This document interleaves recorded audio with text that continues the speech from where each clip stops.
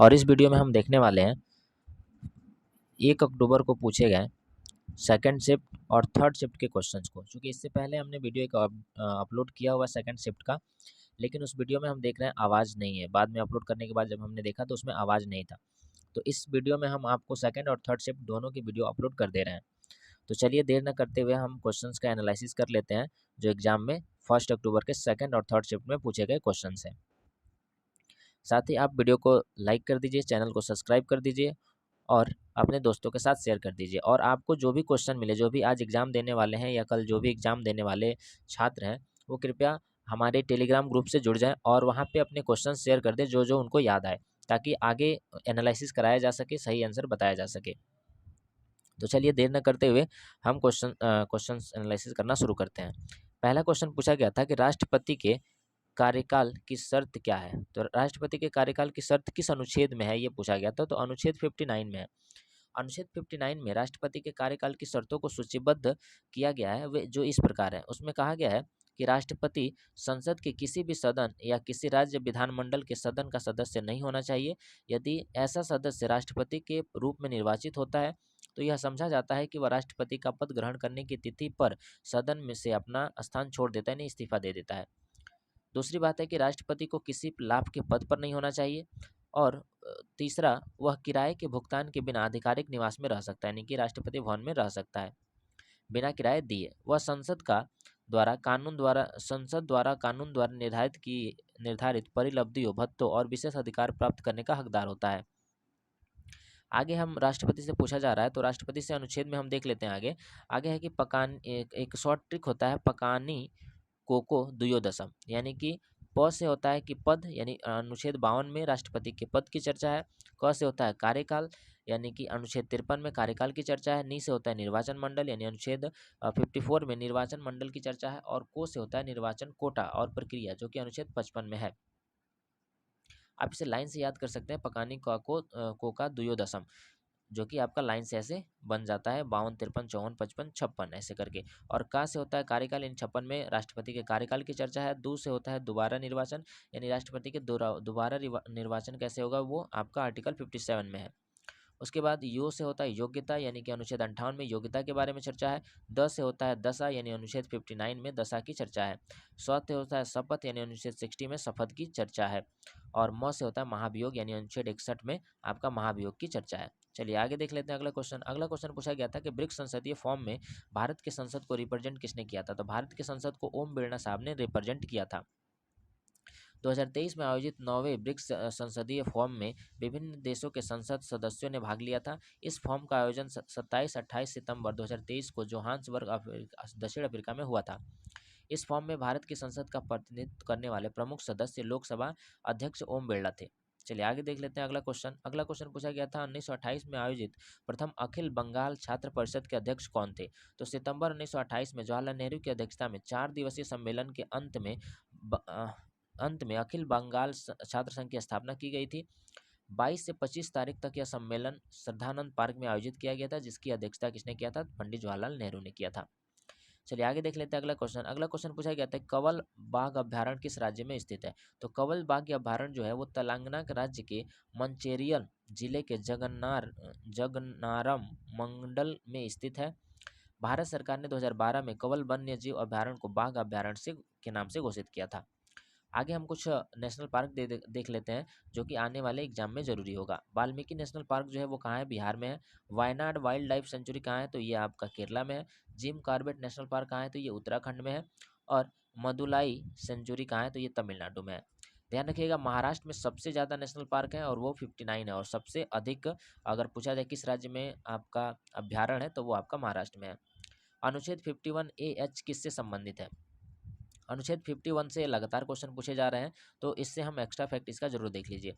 इसमें है कि वैज्ञानिक स्वभाव, मानवतावाद तथा जिज्ञासा एवं सुधार की भावना विकसित करना है। भारतीय संविधान के अनुच्छेद 51A के तहत 11 मौलिक कर्तव्य हैं, जिनकी चर्चा जो इस प्रकार है। देखिए, पहला है कि संविधान का पालन करना और उनके आदर्शों और संस्थाओं, राष्ट्रीय ध्वजों और राष्ट्रगान का सम्मान करना है। दूसरा है उन महान आदर्शों को संजोना, उनका पालन करना जिन्होंने स्वतंत्रता के लिए हमारे राष्ट्रीय संघर्ष को प्रेरित किया। तीसरा है कि भारत की संप्रभुता, एकता और अखंडता को बनाए रखना और उनकी रक्षा करना। चौथा हमारा मौलिक कर्तव्य है देश की रक्षा करना और ऐसा करने के लिए बुलाए जाने पर राष्ट्रीय सेवा प्रदान करना। पांचवा हमारा मौलिक कर्तव्य है कि धार्मिक, भाषाई, क्षेत्रीय या अनुभागीय विविधताओं से परे भारत के सभी लोगों के बीच सद्भावना और समान भाईचारे की भावना को बढ़ावा देना, महिलाओं की गरिमा के प्रति अपमानजनक प्रथाओं का त्याग करना, ये हमारा पांचवा मौलिक कर्तव्य है। छह है हमारी समग्र संस्कृति की समृद्ध विरासत को महत्व देना और संरक्षित करना। सातवां है जंगलों, झीलों, नदियों और वन्य जीवन सहित प्राकृतिक पर्यावरण की रक्षा और सुधार करना और जीवित प्राणियों के प्रति दया रखना, ये हमारा सातवां मौलिक कर्तव्य है। आठवां है वैज्ञानिक स्वभाव, मानवता तथा जांच एवं सुधार की भावना का विकास करना। यही पूछा गया था आपसे। चलिए आगे देखते हैं। अगला है कि 9 नंबर में सार्वजनिक संपत्ति की रक्षा करना और हिंसा का त्याग करना। 10 नंबर में है कि व्यक्तिगत और सामूहिक गतिविधियों के सभी क्षेत्रों में उत्कृष्टता की दिशा में प्रयास करना ताकि राष्ट्र लगातार प्रयास और उपलब्धि के उच्च स्तर पर बढ़ सके। 11 जो है, जो कि आपका 82वां संविधान संशोधन में ऐड किया गया था 2002 में। क्या ऐड किया गया था? शिक्षा के अधिकार को ऐड किया गया था, यानी कि शिक्षा के कर्तव्य को ऐड किया गया था। क्या था इसमें कि जो माता पिता या अभिभावक हैं वह 6 से 14 वर्ष की आयु के बच्चे बच्चे या जैसे कि उनके जैसे भी मामला हो, प्रतिपाल्य को शिक्षा का अवसर अवश्य प्रदान करें। ध्यान रखिएगा, आपसे एक और क्वेश्चन पूछा जा सकता है कि भारत का जो मौलिक कर्तव्य है यह किस देश से लिया गया है? तो यह रूस से लिया गया है। किस देश से लिया गया है? तो यह रूस देश से लिया गया है। और ध्यान रखिएगा, इसको 42वें संविधान संशोधन 1976 में आपका जोड़ा गया था। 1972 में जोड़ा गया था, जिसमें 8 ही मौलिक कर्तव्य जोड़े गए थे। 2 एक्स्ट्रा मौलिक कर्तव्य जो था वो इंदिरा गांधी के सरकार के द्वारा उसी समय अपनी तरफ से ऐड किया गया था। और जो 11वां मौलिक कर्तव्य है ये आपका 86वें संविधान संशोधन 2002 में ऐड किया गया था। और यह कहाँ से लिया गया है? तो यह रूस से लिया गया है, ध्यान रखिएगा। चलिए आगे देखते हैं अगला क्वेश्चन। अगला क्वेश्चन पूछा गया था कि प्रारंभिक वैदिक काल में आर्यों का सबसे महत्वपूर्ण देवता को किसे माना जाता था? तो इंद्र को माना जाता था। और ऋग्वेद में इंद्र को पुरंदर नाम से सम्मानित किया गया, यानी कि पुकारा गया है। बौद्ध धर्म के प्रचारकों और तीर्थयात्रियों ने किस शताब्दी में रेशम मार्ग पर यात्रा की थी? तो ये 2री शताब्दी ईसा पूर्व में यात्रा किया था। ध्यान रखिएगा, राजा जो कनिष्क थे वो भारतीयों के लिए रेशम मार्ग की शुरू किया था। कनिष्क कुषाण साम्राज्य का शक्तिशाली शासक था। उनके साम्राज्य की राजधानी कहाँ थी? तो पुरुषपुर थी। और एक चीज अगर पूछे आपका कि कुषाण वंश का संस्थापक कौन था? तो कुजूल कटफिसेस था। चलिए आगे देखते हैं। आगे कनिष्क के शासनकाल में बौद्ध संगति होती है जो महायान और हीनयान में विभाजित हो जाता है। कनिष्क के दरबार में प्रसिद्ध कवि जो थे वो अश्वघोष थे, जिन्होंने बुद्ध चरित्र लिखा हुआ है। चलिए आगे देखते हैं। अगला क्वेश्चन पूछा गया था कि नीति आयोग की पहली बहुयामी गरीबी सूचकांक MPI रिपोर्ट के मुताबिक कौन सी यूटी गरीब है? तो इसमें आंसर हो जाएगा दादर एवं नागर हवेली गरीब है। अगर इसके रिपोर्ट के अनुसार पूछा जाए कौन सा राज्य सबसे गरीब है, तो वो बिहार है, झारखंड है और उत्तर प्रदेश है। अगला क्वेश्चन पूछा गया था निम्नलिखित में से कौन साइंथेटिक इंडिकेटर्स हैं? तो साइंथेटिक इंडिकेटर्स किसे कहा जाता है? तो सभी संकेतक जो प्राकृतिक नहीं है, जिन्हें मानव निर्मित बनाया गया, वो सभी क्या कहलाते हैं? साइंथेटिक संकेतक के रूप में जाने जाते हैं। तो हम 2 सांकेतिक इंडिकेटर देख लेते हैं। एक हो जाता है फेनोल्फथीन और दूसरा हो जाता है मेथल ऑरेंज। अगला क्वेश्चन पूछा गया था कि the substance and the shadow किसकी आत्मकथा है? तो ये दिलीप कुमार की आत्मकथा है, जो कि आपके टी सीरीज के मालिक संस्थापक थे और ये सिंगर थे, पुराने सिंगर हैं। तो the substance and the shadow दिग्गज अभिनेता, ये अभिनेता है, ध्यान रखिएगा, अभिनेता यूसुफ खान की आत्मकथा है, जिसे दिलीप कुमार के नाम से भी जाना जाता है। यह जो पुस्तक है वो लेखक और पूर्व पत्रकार उदय तारा नायर के द्वारा लिखा गया है। और दिलीप कुमार को क्या मिला था? उन्हें 1994 में दादा साहब फाल्के पुरस्कार भी प्राप्त कर चुके हैं वो। ताजमहल का निर्माण किस मुगल सम्राट ने करवाया था? तो ताजमहल का निर्माण शाहजहां ने करवाया था। ताजमहल निर्माण का श्रेय जो जाता है किसको जाता है? शाहजहां को जाता है, जो अपनी पत्नी मुमताज महल की याद में इस मकबरे को बनवाया था। ताजमहल का जो निर्माण है 1632 ईस्वी में शुरू किया था और 1648 ईस्वी में यह काम पूरा हुआ। ताजमहल का जो डिजाइनर है वो कौन है? उस्ताद अहमद लाहौरी हैं, ध्यान रखिएगा। अगला क्वेश्चन पूछा गया था कि SHG का फुल फॉर्म क्या होता है? तो SHG का full form self help group होता है, यानी स्व सहायता ग्रुप होता है, समूह होता है। स्व सहायता जो समूह होता है वो एक प्रकार का माइक्रो फाइनेंस संगठन है, जिसमें लोग क्या करते हैं, एक छोटी समूह होता है और वो एक दूसरे को आर्थिक और भावनात्मक रूप से समर्थन देने के लिए एक साथ आते हैं। ये ज़्यादातर आपको गाँव में महिलाओं के द्वारा दिखेगा जिसमें समूह बनाया जाता है और महिलाएं साप्ताहिक रूप से कुछ पैसे इकट्ठा करती हैं और उस समूह में जमा करती हैं और फिर जिसको ज़रूरत होती है वो वहाँ से पैसे कम इंटरेस्ट पर निकाल सकता है, लगभग 1% होता है और उस पर वह निकाल कर अपने काम करके फिर से जमा कर सकता है। सेल का फुल फॉर्म क्या होता है और सेल किस सेक्टर से है? तो सेल का फुल फॉर्म होता है steel authority of India limited. और सेल जो है एक केंद्रीय सार्वजनिक क्षेत्र का उपक्रम है जो स्टील उत्पादन में कार्यरत है। अगला क्वेश्चन पूछा गया था कि बिहू नृत्य किस राज्य से संबंधित है? तो बिहू नृत्य जो है वो असम से संबंधित है। बिहू नृत्य असम की एक प्रारंभिक लोक नृत्य है जो बिहू त्यौहार के दौरान किया जाता है। बिहू यानी असम में 3 महत्वपूर्ण असमिया त्योहारों का एक समूह है जिसमें आपका रोंगाली या बोगहा बिहू होता है जो अप्रैल महीने में मनाया जाता है, एक कोंगाली होता है या कट्टी बिहू होता है जो अक्टूबर के महीने में मनाया जाता है, एक भोंगाली या माघ बिहू होता है जो जनवरी के महीने में मनाया जाता है। रोंगाली बिहू इन तीनों में से सबसे महत्वपूर्ण है जो बसंत त्यौहार में मनाया जाता है। और भोंगाली बिहू या माह बिहू एक फसल त्यौहार है जिसे सामुदायिक दावतें होती हैं, जिसमें क्या होती है सामुदायिक दावतें होती हैं, एक दूसरे को बुलाकर और भोजन कराया जाता है। कोंगाली बिहू या कट्टी बिहू एक काली मामयम यानी मितव्ययी त्यौहार है जो कम आपूर्ति के मौसम को दर्शाता है और एक जीववादी त्यौहार है। रोंगाली बिहू जो है वो असमिया नववर्ष के साथ मेल खाता है। अगला क्वेश्चन पूछा गया था कि सितारा देवी किस नृत्य से संबंधित है? तो ये कथक से संबंधित है। सितारा देवी एक प्रसिद्ध कथक नृत्यांगना थी जिन्हें नृत्य सामग्री के रूप से भी जाना जाता है, सामग्री यानी कि सबसे श्रेष्ठ। और यह किसकी थी? तो कथक की थी। कथक के कुछ महत्वपूर्ण कलाकार को देख लेते हैं। तो बिरजू महाराज हो जाएगा, आपका गोपी कृष्ण हो जाएगा, शंभू महाराज हो जाएगा और सितारा देवी हो जाएगा, प्रेरणा श्री माली, सुनैना हजारी लाल, कुमुदिनी लखियो और सोना नारायण, ये इसके कथक के प्रमुख आपके कलाकार हैं। ध्यान रखिएगा महाराज शब्द अगर आए तो वो आपके किससे आ जाते हैं? कथक से आ जाते हैं। आगे देखते हैं। अगला क्वेश्चन है कि हड़प्पा के संबंध में कौन सा कथन गलत है? यानी हड़प्पा के संबंध में कुछ कथन दिया गया था और पूछा गया था कौन सा गलत है। तो इसमें एक कथन था कि हड़प्पा सभ्यता में लोहे का उपयोग किया गया था, ये पूरी तरह से गलत है क्योंकि हड़प्पा सभ्यता जो है वह आपका लोहे से परिचित थे ही नहीं, बल्कि वह कांस्य युगीन सभ्यता थी। जब वैदिक एज शुरू हुआ उस समय जो आपके आर्य थे वो लोहे से परिचित थे, वो लोहा से युद्ध करते थे। चलिए आगे देखते हैं। अगला एक क्वेश्चन कार रेस 2023 तेलंगाना से शायद पूछा गया था, जिसमें जिसमें आप देख सकते हैं कि 2023 में तेलंगाना में आयोजित कार रेस जिसे हैदराबाद ई प्रिक्स के नाम से भी जाना जाता है, हैदराबाद के हुसैन सागर झील के पास एक स्ट्रीट सर्किट पर आयोजित की गई थी। यह ट्रैक जो है वो आपका 2.835 किलोमीटर लंबा है और इसमें कुल 18 मोड़ है। चलिए आगे देख लेते हैं। अगला क्वेश्चन था कि आरोग्य मिशन कब आया था? तो आरोग्य मिशन राष्ट्रीय स्वास्थ्य मिशन को भारत सरकार द्वारा 2013 में शुरू किया गया था। नीचे क्वेश्चन एक और क्वेश्चन पूछा गया था कि किसे 2014 टैगोर पुरस्कार से सम्मानित किया गया है? तो मणिपुरी नृत्य के दिग्गज श्री राजकुमार सिंह जीत को 2014 का सांस्कृतिक सद्भावना हेतु आपका टैगोर पुरस्कार दिया गया है। चलिए आगे देख लेते हैं। अगला क्वेश्चन है कि परमाणु और अध्रुवीय पर अणुओं में कोई द्विध्रुवीय गति क्यों नहीं होती है? तो कह रहा है कि क्योंकि उनका इलेक्ट्रॉनिक आवेश मेघ सममित रूप से वितरित होता है।